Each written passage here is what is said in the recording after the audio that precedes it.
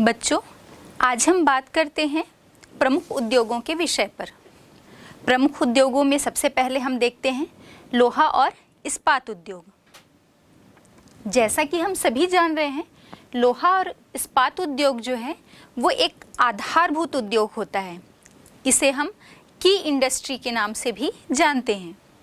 वो इसलिए कि लोहा और इस्पात उद्योग को छोड़कर यदि हम अन्य किसी भी प्रकार के उद्योग की बात करें तो उस उद्योग में जो प्रयोग होने वाले, चाहे हम उपकरण की बात करें, यंत्रों और औजारों की बात करें, ये सभी जो हैं वो आपके लोहा और इस्पात उद्योग पर ही डिपेंड करते हैं, या हम ये कहें सारे उपकरण जो हैं लोहा और इस्पात उद्योग से प्राप्त करते हैं। तो बिना लोहा और इस्पात उद्योग के हम किसी भी अन्य उद्योग की कल्पना भी नहीं कर सकते। इसीलिए किसी विद्वान ने कहा है कि यदि लोहा और इस्पात उद्योग ना हो तो मानव जाति के सामने एक ऐसा संसार होगा जिसमें हम जो अभी वर्तमान में देख रहे हैं, चाहे हम रेल परिवहन की बात करें या किसी भी टाइप के परिवहन की सुविधाओं की बात करें, उपकरणों की बात करें, तो इन सब के बिना वो संसार की जो है हम सिर्फ लोहा और इस्पात उद्योग के बिना इस प्रकार के संसार की कल्पना नहीं कर सकते, या हम ये कहें कि विकास की किसी भी अवस्था को प्राप्त करने में हम लोहा इस्पात उद्योग के बिना असमर्थ होंगे। तो इसीलिए तो जो लोहा और इस्पात उद्योग है, इस उद्योग के माध्यम से ही किसी भी देश के औद्योगिक उत्थान की नींव जो है इसे हम कह सकते हैं, या इसी के माध्यम से औद्योगिक उत्थान की नींव रखी जाती है। अब जब हम बात करें अपने भारत में कि लोहा और इस्पात उद्योग का विकास कब से हुआ है, तो ये हम सभी जान रहे हैं कि ऐसे तो भारत में प्राचीन काल से ही लोहा और इस्पात उद्योग का जो है वो प्रयोग हो रहा है, या हम ये कहें कि लोहे और इस्पात का जो प्रयोग है वो किया जा रहा है। फिर हम देखते हैं कि हमारे दिल्ली में जो कुतुब मीनार के निकट अशोक का लौह स्तंभ है, वो इस बात का प्रत्यक्ष प्रमाण है कि इतने सदियों से भी जो धूप है, गर्मी कहें हम, या बारिश है, सभी जो है वो झेल रहा है, या इन सभी की मार झेलने के बाद भी आज तक उसमें जंग नहीं लगी है। तो ये तो हमारे सामने एक प्रत्यक्ष प्रमाण के रूप में है। इसी प्रकार यदि हम आधुनिक युग में या आधुनिक समय में लोहा इस्पात उद्योग के विकास की बात करें कि इसका विकास वास्तविक रूप में कब से प्रारंभ हुआ, तो हम देखते हैं कि 1907 में जब जमशेदजी टाटा ने Tata iron and steel company की स्थापना की थी, तब से ही आधुनिक भारत में जो लोहा इस्पात उद्योग की नींव हम इसे कह सकते हैं। और 1907 के बाद हम देखते हैं सन 1919 में Indian iron and steel company की स्थापना की गई, जिसे हम इसको कहते हैं। इसकी जो स्थापना है वो आसनसोल के पास बर्नपुर नामक स्थान पर लोहा इस्पात उद्योग के या लोहा इस्पात कारखाने के रूप में की गई। इस कंपनी ने जो बंगाल आयरन कंपनी है, जो आपके कुल्टी नामक स्थान पर स्थापित था, इसे भी अपने अधिकार में ले लिया। और इसके बाद फिर विकास की गति जो है वो जारी रही, और सन 1923 में कर्नाटक के भद्रावती नामक स्थान पर भद्रावती नदी के किनारे एक लौह इस्पात कारखाने की स्थापना की गई। ये कारखाना जो है ये पहले निजी क्षेत्र का था, और इसके बाद तब मैसूर आयरन कंपनी के नाम से स्थापित था। इसके बाद शासन ने, केंद्र सरकार और कर्नाटक राज्य ने इसे अपने हाथों में ले लिया, और ये संयुक्त उपक्रम के रूप में अभी यहाँ पर संचालित है। और इसका नामकरण जो है वो हमारे प्रसिद्ध इंजीनियर डॉक्टर विश्वेश्वरैया के नाम पर इसका नामकरण किया गया है इस कारखाने का, और इसे Visvesvaraya iron and steel company works के नाम से जाना जाता है। तो ये बात हो गई स्वतंत्रता के पहले की।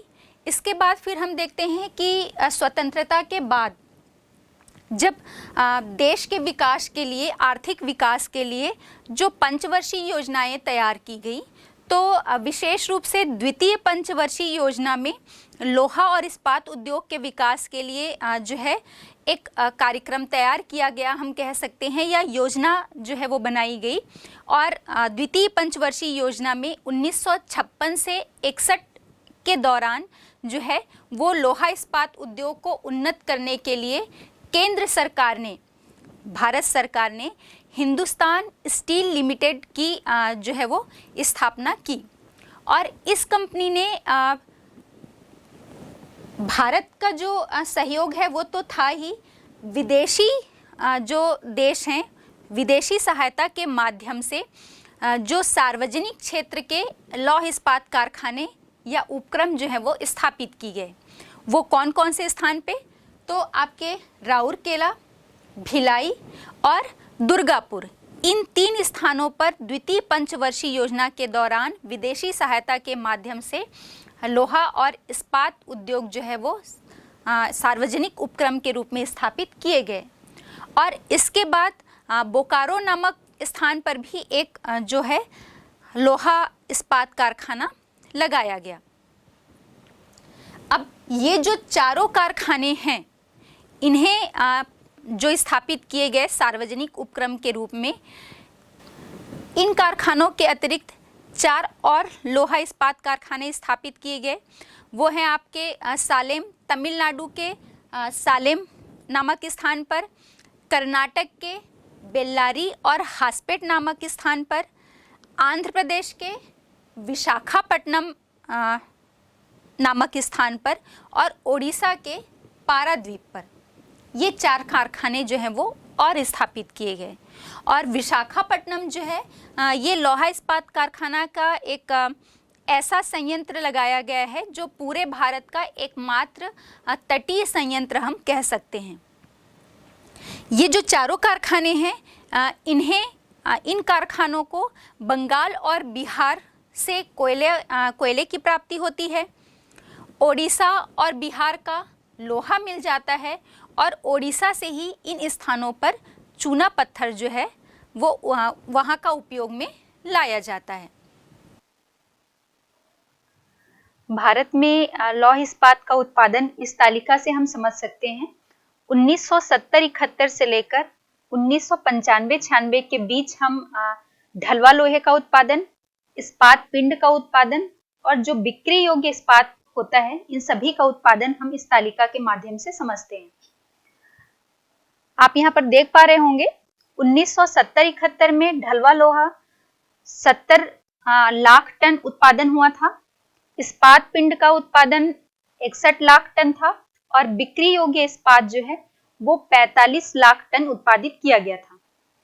वहीं 1980-81 में ढलवा लोहा का उत्पादन में भी वृद्धि हुई है, 96 लाख टन हो गया। इस्पात पिंड भी 61 से बढ़कर 82 लाख टन हो गया है, और बिक्री योग्य इस्पात का भी उत्पादन 45 से बढ़कर 63 लाख टन हो गया। 1990-91 में भी इसमें हमें लगातार वृद्धि देखने को मिल रही है। 96 से बढ़कर ढलवा लोहा का उत्पादन 121 लाख टन हो गया, इस्पात पिंड 111 लाख टन, बिक्री योग्य इस्पात जो है वो 93 लाख टन हो गया है। 1993-94 में ये 164 लाख टन, इस्पात पिंड का 142 लाख टन और बिक्री योग्य इस्पात जो है वो 120 लाख टन उत्पादित हुआ। 1995-96 की स्थिति हम देखें तो ढलवा लोहे का उत्पादन 186 लाख टन हुआ, इस्पात पिंड 163 लाख टन हुआ और बिक्री योग्य इस्पात जो है वो 140 लाख टन उत्पादित किया गया। तो हम यहाँ देख रहे हैं कि 1970-71 से लेकर 1995-96 के बीच में सभी प्रकार के इस्पात के उत्पादन में हमें वृद्धि देखने को मिल रही है। तो ये हो गई बात भारत में लोहा इस्पात उद्योग के विकास की। अब हम देखते हैं कि लोहा इस्पात उद्योग का स्थानीयकरण किन स्थानों पर किया जाएगा। तो हम ये देखते हैं कि चूँकि लोहा इस्पात उद्योग जो है वो एक भारहास मूलक कारखाना हम कह सकते हैं, या हम ये कहें कि ये एक ऐसा उद्योग है जहाँ से जो कच्चा माल लाया जाता है, उस कच्चे माल से तैयार माल का जो वजन है, भार जो है वो कम हो जाता है। तो ये संयंत्र या लोहा इस्पात संबंधी जो कारखाने या संयंत्र हैं वो ऐसे ही स्थानों पर लगाए जाएंगे जहां से कच्चे माल की जो प्राप्ति है वो उसे आसपास के क्षेत्रों से हो जाए। मतलब ये कोशिश की जाती है कि कच्चे माल के स्रोत केंद्र के आसपास ही स्थापित किए जाएं। तो इसके स्थानीयकरण के लिए जो मूलभूत बातें होती हैं, पहला तो है कच्चे माल की प्राप्ति, मतलब आसपास के क्षेत्र में ही कच्चा माल प्राप्त हो जाए, वहाँ पर ये कारखाने जो हैं वो स्थापित किए जाएंगे। कच्चे माल के साथ साथ कोयला, उसे भट्टी पे तपाने के लिए पर्याप्त मात्रा में जो है कोयले की आवश्यकता होती है, चूना पत्थर आवश्यक होता है, और इसके साथ ही साथ उस लौह अयस्क को जो है शोधन करने के लिए पर्याप्त मात्रा में जल की भी आवश्यकता होती है। तो जिन भी क्षेत्रों में ये सारी चीज़ें आसानी से उपलब्ध हो जाती हैं आसपास के क्षेत्रों में, वहाँ पर ही लौह इस्पात संयंत्र जो है वो स्थापित किए जाते हैं। साथ ही साथ इसमें परिवहन के जो साधन हैं वो एक महत्वपूर्ण भूमिका निभाते हैं, क्योंकि लोहा इस्पात उद्योग में कच्चे माल का आयात तो किया ही जाएगा, और साथ ही साथ इससे जो तैयार माल है, चाहे हम कच्चा लोहा की बात करें, इस्पात की बात करें या विभिन्न उपकरणों की बात करें, इन्हें अलग अलग स्थानों पर निर्यात की भी, जहां पर जिन क्षेत्रों में सस्ते परिवहन के साधन निर्यात के लिए उपलब्ध होंगे, वहीं पर ये कारखाना जो है वो स्थापित किया जाता है। क्योंकि अभी हमने कहा कि लोहा इस्पात जो कारखाना है ये मूल रूप से भारहास मूलक जो कारखाना है वो कहा जाता है, क्योंकि जब जो अयस्क होता है वो पूरी तरह से शोधित नहीं होता है, अशुद्ध रूप में प्राप्त होता है, और जब इसमें से अशुद्धियाँ निकाल दी जाती हैं तो इसका भार जो है वो उसका ह्रास हो जाता है, भार जो है उसके भार में कमी आती है, वजन में कमी आती है। फिर भी तैयार माल भी देखें तो वो उसके लिए चूँकि वो काफ़ी भारी होता है, तो आसपास ही परिवहन में उसके जो लागत है, परिवहन की लागत वो अधिक आती है। इसलिए ये कोशिश की जाती है कि परिवहन, सस्ते परिवहन की पर्याप्त सुविधा जो है वो उन क्षेत्रों में उपलब्ध हो। तो ये हो गए लोहा इस्पात उद्योग के स्थानीयकरण के कारक। वर्तमान समय में भारत में 12 केंद्रों में लोहा और इस्पात का उत्पादन जो है वो किया जा रहा है। तो आइए हम बात करते हैं भारत के प्रमुख लोहा और जो इस्पात उद्योग हैं उनके विषय में। सबसे पहले हम देखते हैं Tata iron and steel company Jamshedpur, या हम इसे टिस्को के नाम से भी जानते हैं। बच्चों, जो Tata iron and steel company है ये भारत का जो है भारत की सबसे पुरानी कंपनी है और सबसे बड़ी कंपनी है। इस कंपनी की जो स्थापना है वो 1907 में जमशेद जी टाटा के द्वारा की गई थी, और ये कारखाना हमारे झारखंड के सिंहभूम जिले में साकची नामक स्थान पर की गई है। बाद में इसे ही जमशेद जी के नाम पर या जमशेद जी टाटा के नाम पर ही जमशेदपुर कर दिया गया। हम देखते हैं कि 1907 में तो इस कारखाने की स्थापना की गई। 1911 से यहाँ पर कच्चा लोहा और 1912 से जो इस्पात का निर्माण है वो शुरू हो गया था। इस कारखाने में इस्पात का निर्माण तो किया ही जाता है, इसके साथ ही साथ जो लोहे के गर्डर हैं, रेल का सामान है, कांटेदार तार हैं आदि का भी जो निर्माण है वो किया जाता है। अब हम बात करते हैं कि Tata iron and steel company, या हम जिसे टिस्को कह रहे हैं, इसकी स्थापना के जो प्रमुख कारक थे वो कौन कौन से हैं, या किस कारण से इस कारखाने का जो विकास है वो हुआ है। तो इसमें हम प्रमुख रूप से देखते हैं, इसके पहले भी हमने बात की है कि जहाँ पर भी लोहा इस्पात कारखाना की स्थापना होगी उसके स्थापना के प्रमुख स्थानीयकरण के कारक होंगे, जैसे कि कच्चा माल है, कोयला है, चूने का पत्थर है, पानी है, ये जो है ये प्रमुख इसके स्थानीयकरण के कारक हैं। तो हम देखते हैं कि टिस्को की स्थापना के लिए जो प्रमुख कारक हैं वो कौन कौन से हैं, या ये सारी चीज़ें टिस्को को कहाँ कहाँ से प्राप्त होती हैं। तो हम देखते हैं इस कारखाने को जो उच्च कोटि का उत्तम किस्म का लोहा है, जिसे हम हेमेटाइट लौह अयस्क की बात करते हैं, तो हेमेटाइट लौह अयस्क जो है इसे झारखंड के सिंहभूम जिले से और नोआ मंडी से और साथ ही साथ ओडिशा के मयूरभंज जिले की गुरु महिसानी पहाड़ियों से प्राप्त होता है। ये जो खाने हैं लौह अयस्क की, ये आपके जमशेदपुर से केवल 75 से 100 किलोमीटर की दूरी पर ही स्थित हैं। इसके बाद हम देखते हैं कोयला। तो कोयला जो है वो इस कारखाने को झरिया और रानीगंज की खदानों से प्राप्त होता है। ये कारखाने भी, या हम ये कहें कोयले की ये जो खदानें हैं, ये भी जमशेदपुर से आपके लगभग 160 से लगभग 310 किलोमीटर के आसपास की दूरी पर ही स्थापित हैं। अब भट्टियों के जो भीतरी भाग होते हैं लौह इस्पात कारखाने के, इसकी लिपाई करने के लिए क्वार्ट्जाइट वाले जो बालू होते हैं उनकी आवश्यकता होती है। तो ये जो क्वार्ट्जाइट बालू हैं ये मात्र 10 किलोमीटर की दूरी पर जो काली माटी का क्षेत्र है वहाँ से इस संयंत्र को प्राप्त हो जाता है। इसके बाद देखते हैं हम मैग्नीज। तो मैग्नीज जो है वो जमशेदपुर से सिर्फ 50 किलोमीटर की दूरी पर जो नोआ मंडी की पहाड़ियाँ हैं वहाँ से आता है या आयात किया जाता है। इसके बाद चूना पत्थर और डोलोमाइट। तो चूना पत्थर और डोलोमाइट जो हैं वो ओडिशा के सुंदरगढ़ जो है, सुंदरगढ़ इलाके के पानपोष और बीरमित्रपुर, ये 2 स्थान से, और झारखंड के पलामू, हजारीबाग, रांची और सिंहभूम, इन क्षेत्रों से प्राप्त होता है। अब हम श्रमिक की बात करते हैं, क्योंकि लौह इस्पात उद्योग में पर्याप्त मात्रा में श्रमिक की भी आवश्यकता होती है।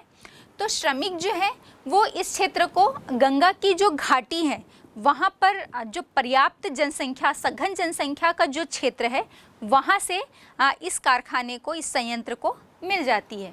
और इसके साथ ही साथ जो छोटा नागपुर पठार के आदिवासी जो श्रमिक हैं वो भी इस कार्य में दक्ष होते हैं और वो भी इन्हें बहुत अच्छे काम करने वाले श्रमिक जो हैं इस संयंत्र को वहाँ से भी प्राप्त हो जाते हैं। अब चूँकि ये जो संयंत्र है ये कोलकाता नागपुर मुख्य रेल मार्ग पर स्थापित है, इसलिए इसे रेल परिवहन की बहुत अच्छी सुविधा प्राप्त है, चाहे वो इस्पात निर्यात करने के लिए या कच्चा लोहा आयात करने की बात हो रही हो, दोनों ही चीज़ों के लिए। इसके बाद जल की हम बात करते हैं। हमने देखा था कि जल की भी पर्याप्त आवश्यकता होती है। तो इस संयंत्र को स्वर्णरेखा और खारकोई नदी ये संगम स्थल पर स्थापित है, इसीलिए इसे यहाँ से पर्याप्त मात्रा में जल की भी सुविधा उपलब्ध होती है। अब कोलकाता से जो जमशेदपुर है उसकी दूरी लगभग 240 किलोमीटर के आसपास है। तो हम देखते हैं कि जो भारी मशीन और इस्पात के आयात और निर्यात के लिए इस संयंत्र को कोलकाता बंदरगाह की भी अच्छी सुविधा मिल जाती है। हमने देखा कि टिस्को की स्थापना के लिए उसके जो स्थानीयकरण के प्रमुख कारक हैं वो लगभग 340 किलोमीटर के आसपास के ही क्षेत्र में स्थापित हैं और इन्हीं इतने ही दूरी के जो क्षेत्र हैं इससे इसे पर्याप्त मात्रा में सभी फैक्टर्स की प्राप्ति हो जाती है, चाहे हम कोयले की बात करें, लौह अयस्क की बात करें, चूना पत्थर, डोलोमाइट, जल या रेल परिवहन, मतलब परिवहन की सुविधा, चाहे बंदरगाह के रूप में हम जल यातायात की बात करें या फिर रेल परिवहन की। ये सभी कारक जो हैं वो टिस्को की स्थापना के लिए प्रमुख प्रभावशाली कारक हैं, जिसके कारण इस संयंत्र का बहुत अच्छी तरह से और पर्याप्त मात्रा में विकास हुआ है। अब दूसरा उद्योग या दूसरे संयंत्र की हम बात करते हैं, प्रमुख जो है वो है आपका Indian iron and steel company. Indian iron and steel company, इसे हम इसको के नाम से भी जानते हैं। इसको का फुल फॉर्म होता है Indian iron and steel company.